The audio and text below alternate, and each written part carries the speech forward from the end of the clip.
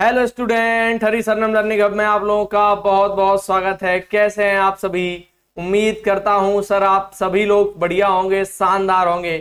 हरी Saranam learning hub पे एक नई शुरुआत आज से होने जा रही है जिसका नाम है विज्ञान यात्रा। जी हाँ, जिसका आप लोग ट्रेलर तो देख ही चुके होंगे।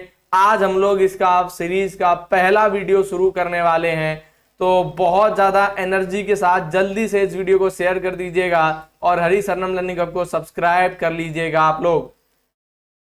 तो सबसे पहले हम लोग जानेंगे कि आखिरकार विज्ञान यात्रा क्या है, क्या कुछ चीजें रहेंगी हमारे लिए, क्या कुछ चीजें हम इसमें पढ़ेंगे।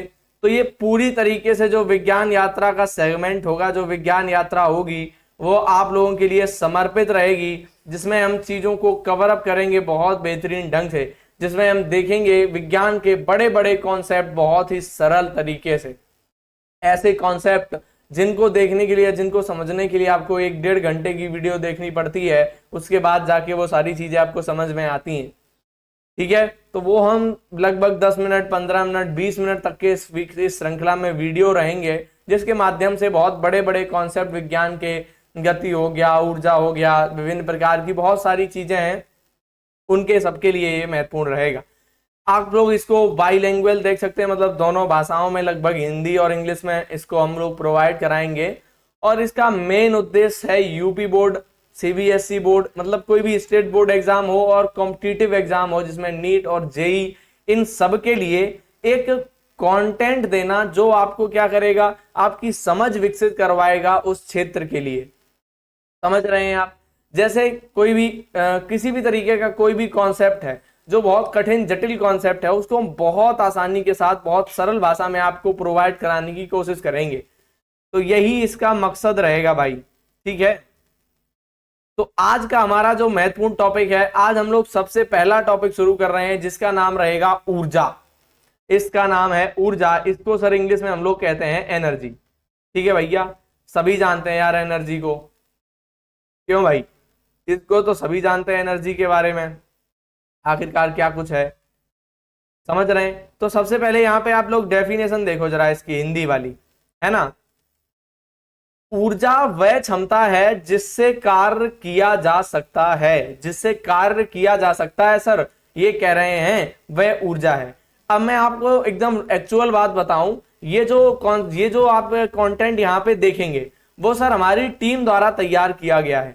टीम ने ये कंटेंट पूरा डिजाइन किया है। तो यहां पर जो कंटेंट होगा और जो मैं आपको बताऊंगा, उनमें थोड़ा सा डिफरेंस रहेगा, ये बात बहुत ध्यान से समझिएगा। तो एक प्रकार की ऊर्जा जो है वो कार्य करने की क्षमता को ही हम लोग ऊर्जा कहते हैं। मतलब सर क्या हुआ इसका, अगर आप कोई वर्क कर रहे हैं, कोई वर्क आप कर रहे हैं, कोई भी वर्क आप कर रहे हैं, तो वर्क करने की जो क्षमता है आपकी, आप जितना कार्य कर रहे हैं, वो क्षमता ही आपकी क्या कहलाएगी सर? ऊर्जा कहलाएगी। समझ रहे हैं भाई? ऐसे नहीं समझ में आता। देखो एक बात सुनो यार, जितने भी कार्य हम लोग करते हैं ना पृथ्वी पर, और हम लोग ही नहीं, जितनी भी वस्तुएं हैं, जितनी भी चीजें हैं, सबके लिए, सबको चलने के लिए हमें ऊर्जा की आवश्यकता रहती है, सभी के लिए सब कुछ है। जैसे क्या बात हुई सर, जैसे हम बोल रहे हैं हमें ऊर्जा चाहिए, यहाँ पे हम पीसी से पढ़ा रहे हैं, जो हमारा सिस्टम है, तो ऊर्जा चाहिए। फोन है आप जिस पर देख रहे हैं, लैपटॉप है उस पर देख रहे हैं, तो उसे भी ऊर्जा चाहिए। फैन चल रहा है, एसी चल रही है, तो ये सारी चीजें किससे चल रही हैं सर? ये सारी चीजें आपकी ऊर्जा से चल रही हैं। ऊर्जा के अलग अलग रूप हो सकते हैं, लेकिन ऊर्जा बहुत आवश्यक है, और बिना ऊर्जा के आप ये सारी चीजें चला नहीं सकते हैं। तो ऊर्जा वह क्षमता है जिससे कार्य किया जाता है। अगर मान लो आप कुछ कर पा रहे हैं, तो उसका सीधा सीधा जिम्मेदार कौन है भैया? ऊर्जा है, ऊर्जा। ठीक है, तो यहाँ पे energy is the capacity to do the work, मतलब कोई भी काम कर सकते हैं उसके लिए एनर्जी चाहिए है। तो ये परिभाषा आपको बेसिक है, बहुत अंडरस्टैंडिंग के लिए मैंने बताई। अच्छा सर, इस श्रृंखला का जो विज्ञान यात्रा में शुरू करा हूं हरी सरनम लर्निंग हब पे, उसका पूरा पूरा फोकस रहेगा कि चीजों को आपको बहुत सरल भाषा में समझाने की कोशिश की जाए। यहां से आप कॉन्सेप्ट क्लियर करेंगे, चाहे वो नीट की एग्जाम हो, चाहे जेई की, चाहे स्टेट बोर्ड की। जब भी आपका कॉन्सेप्ट क्लियर होगा, तो आप बड़ी बड़ी चीजों को, बड़े बड़े क्वेश्चन को बहुत इजीली सॉर्ट आउट कर सकते हैं। ठीक है भैया, तो पहला हम लोग समझ चुके हैं कि ऊर्जा क्या होती है। ऊर्जा वह क्षमता है जिससे कार्य किया जाता है। तो हम यहाँ पे समझ सकते हैं कि ऊर्जा के रूप कौन कौन से हैं, आखिरकार ऊर्जा कितने प्रकार की है ना, ये समझना बहुत उपयोगी होगा कि ऊर्जा के सर कितने प्रकार हैं, ऊर्जा के सर कितने प्रकार हैं ये समझिए जरा। तो यहाँ पे फर्स्ट ऑफ ऑल देखिए, ऊष्मा जैसे रबड़ से उत्पन्न गर्मी। तो सबसे पहले ऊर्जा जो है, ऊर्जा ऊष्मा के रूप में हो सकती है। पहला पॉइंट क्लियर कर दीजिए, ऊर्जा जो है वो ऊष्मा के तौर पर मिल सकती है, ऊष्मा के तौर पर ऊर्जा हमें ऊष्मा के रूप में प्राप्त हो सकती है। दैट इज द फर्स्ट, पहला है ऊष्मा के तौर पर। दूसरा है यांत्रिक ऊर्जा। कैसी हो सकती है सर? यांत्रिक ऊर्जा हो सकती है, यांत्रिक ऊर्जा भी हो सकती है। उसके बाद है सर विद्युत ऊर्जा, जिसका उपयोग तो हम भरपूर करते हैं, इसको तो समझाने की आवश्यकता ही नहीं है। फिर अपना है रासायनिक ऊर्जा, बैटरी वगैरह के रूप में हम लोग किस ऊर्जा का उपयोग करेंगे भैया? केमिकल एनर्जी, केमिकल एनर्जी, ठीक है, केमिकल एनर्जी का यूज करेंगे। फिर ये ध्वनि ऊर्जा हो सकती है, प्रकाश ऊर्जा या आणविक ऊर्जा हो सकती है। ये जो मेरे पीछे दिख नहीं रहा ना, वहां पे लिखा है ध्वनि ऊर्जा, यहाँ पे हो सकती है ध्वनि ऊर्जा। फिर प्रकाश के रूप में भी, प्रकाश भी एक प्रकार की क्या है? ऊर्जा है, तो प्रकाश भी इसमें शामिल कर लीजिए। प्रकाश, सॉरी इसको यहाँ लिख देता हूँ, प्रकाश, ओके। तो प्रकाश भी इसमें शामिल कर सकते हैं। प्रकाश भी एक तरीके की क्या है भैया? ऊर्जा है। अगर मैं बात करूं कि सर किस तरीके से ऊर्जा का परिवर्तन होता है, तो या फिर हम ऊर्जा को बना कैसे सकते हैं, क्वेश्चन होगा ना सर ऊर्जा को बनाएंगे कैसे हम, ये तो बता दीजिए। बताओ, आप लोग कह सकते हैं ना कि सर बताइए जरा, ऊर्जा को हम कहाँ बनाएंगे? ऊर्जा बनाने वाली फैक्ट्री सर कहाँ लगा लें अपनी, जो बढ़िया हमारा काम चकाचक हो जाए, ऊर्जा बनाने लगे हम लोग। तो एक बात याद करिए, एक बात ये बिल्कुल ये नोट कर लीजिए, पॉइंट नोट कर लीजिए पॉइंट, ऊर्जा को उत्पन्न नहीं किया जा सकता।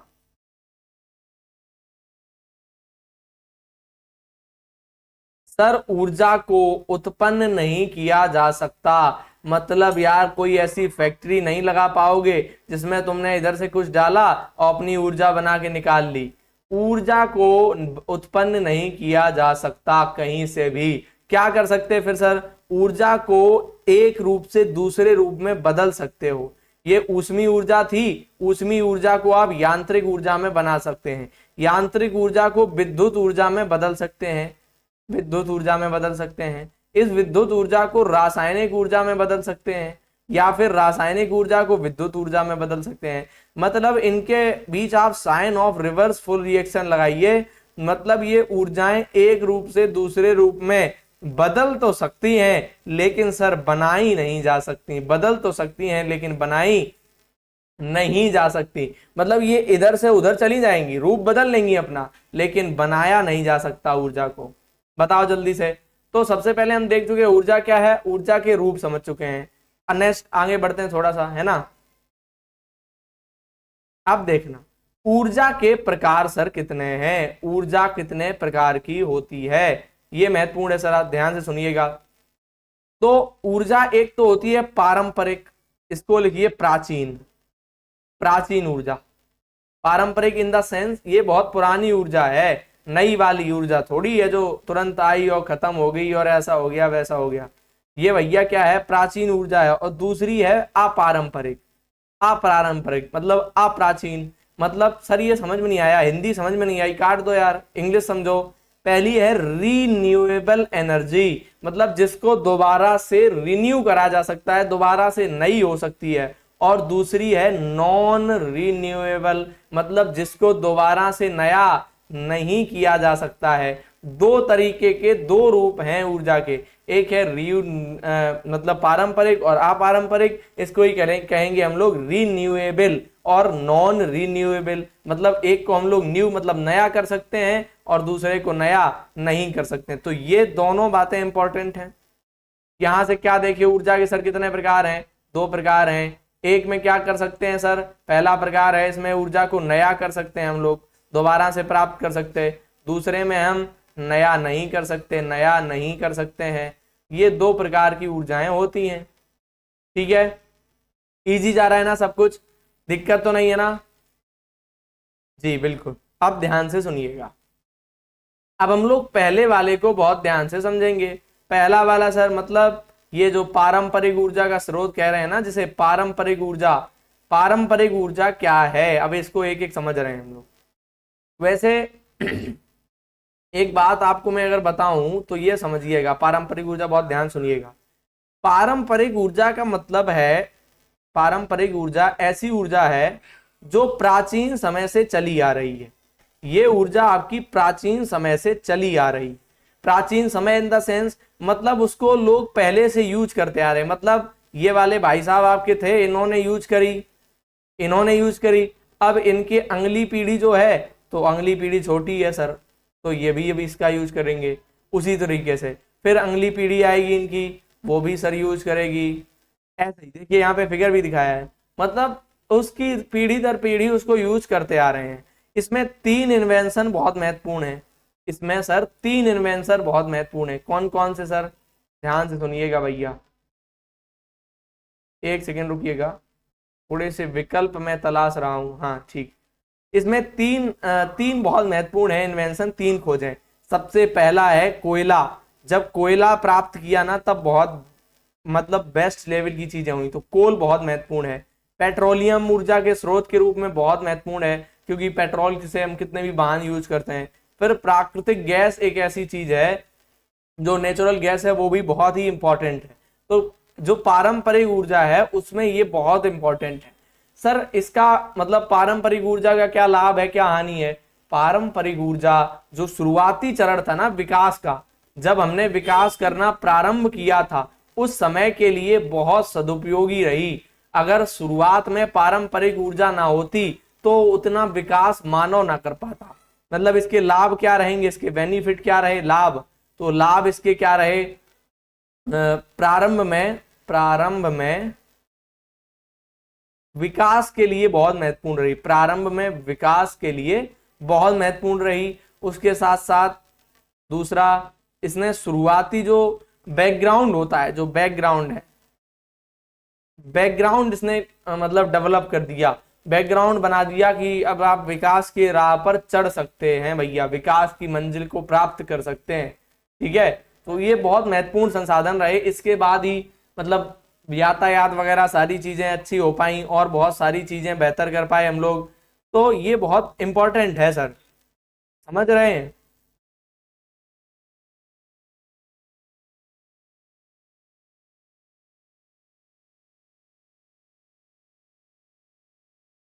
तो ये बहुत महत्वपूर्ण बात रही सर, आप ध्यान से सुनिएगा।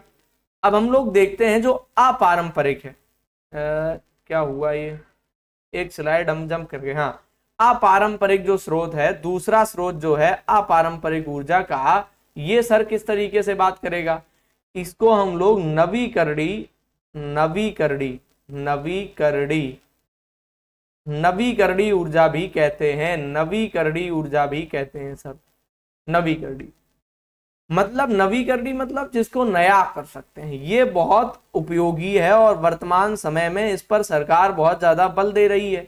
तो एग्जाम वगैरह में बहुत ज्यादा पूछी जाती है, रीन्यूएबल एनर्जी इसको बोलेंगे। ठीक है, तो ये सौर ऊर्जा है, पवन ऊर्जा इसमें है और जैविक ऊर्जा है। अब बहुत ध्यान से सुनिएगा, ये तो उदाहरण हुए सर इसके, क्या बताया आपने, कुछ नहीं, बताऊंगा भैया, देखो ध्यान से।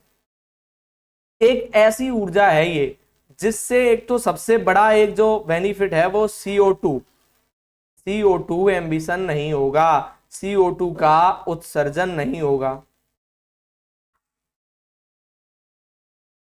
CO2 का उत्सर्जन नहीं होगा। CO2 कौन सी, ग्रीन हाउस इफेक्ट गैस है, GHGs, ग्रीन हाउस गैसेस में है ये।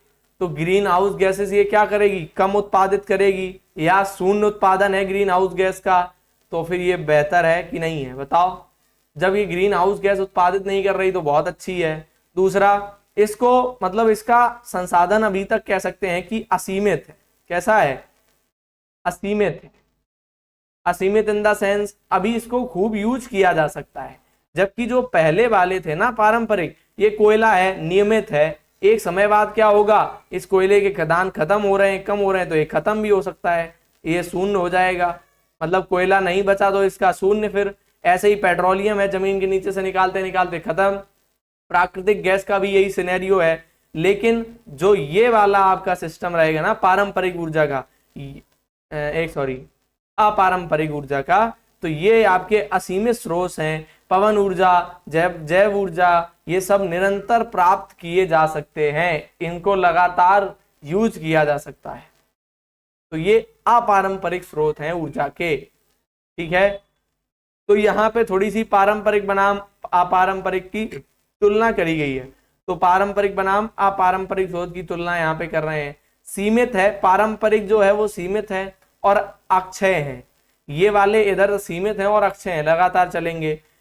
जो पारंपरिक हैं वो प्रदूषण करेंगे और ये स्वच्छ हैं भैया, ये सस्ती स्थापना है, ये अधिक शुरुआती लागत है, मतलब शुरुआती लागत अधिक है, ठीक है। तो थोड़ी तुलना यहाँ पे करी गई है, इसको ऐसे समझ लो। मैंने एक बार क्या करूं, देखो ध्यान से, जो पारंपरिक है, पहले पारंपरिक की ये वाली लाइन है, यहाँ से इसको आइडेंटिफाई कर लेना।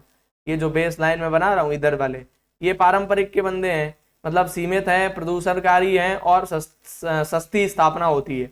जबकि अपारंपरिक जो है वो अक्षय हैं, स्वच्छ रहते हैं और इनमें अधिक शुरुआती लागत है, लेकिन फिर बहुत बढ़िया बेनिफिट देते हैं।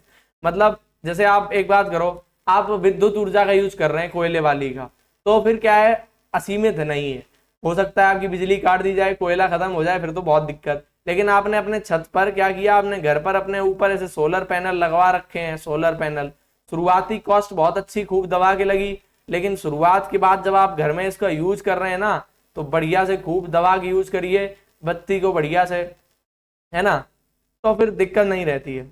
इसलिए शुरुआती लागत जरूर है, लेकिन बेहतर संसाधन के स्रोत हैं, ये कह सकते हैं। अब हम लोग देखते हैं कि सर ऊर्जा की आवश्यकता क्या है। अभी तक हम लोग ऊर्जा क्या है, ऊर्जा के रूप क्या है, ऊर्जा के प्रकार कैसे हैं, सब बातों पर चर्चा कर चुके हैं। अब सर ऊर्जा की जरूरत इतनी क्यों है, ऊर्जा सर शुरू से बता रहे हैं, लेकिन मतलब क्या हुआ ऊर्जा का। तो ऊर्जा घर के लिए बहुत उपयोगी है, उद्योग, परिवहन, कृषि आदि सभी कार्यों के लिए क्या है, महत्वपूर्ण है भैया।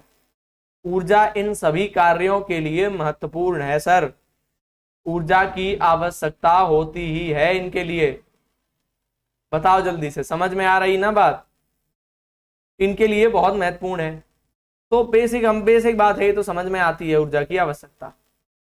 ये क्या हुआ, स्लाइड स्किप हो गई क्या, वेट, अच्छा निष्कर्ष पे पहुंच गए। एक सेकेंड रुकना मेरे भाई, है ना, एक सेकेंड रुकना।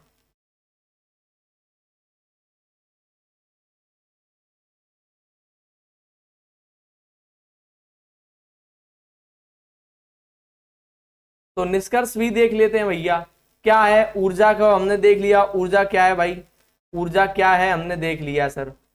ऊर्जा कार्य करने की क्षमता को ही हम लोग क्या ऊर्जा कहते हैं, ये हमने देखा है और ये हमें पता है सर। कार्य करने की क्षमता को ही ऊर्जा कहते हैं। ऊर्जा के स्रोत कौन कौन से हैं हमने देख लिए हैं।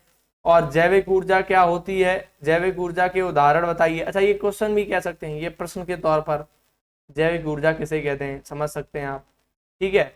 और यहाँ पे आपका अच्छा धन्यवाद वगैरह ये लास्ट में देखते हैं हम।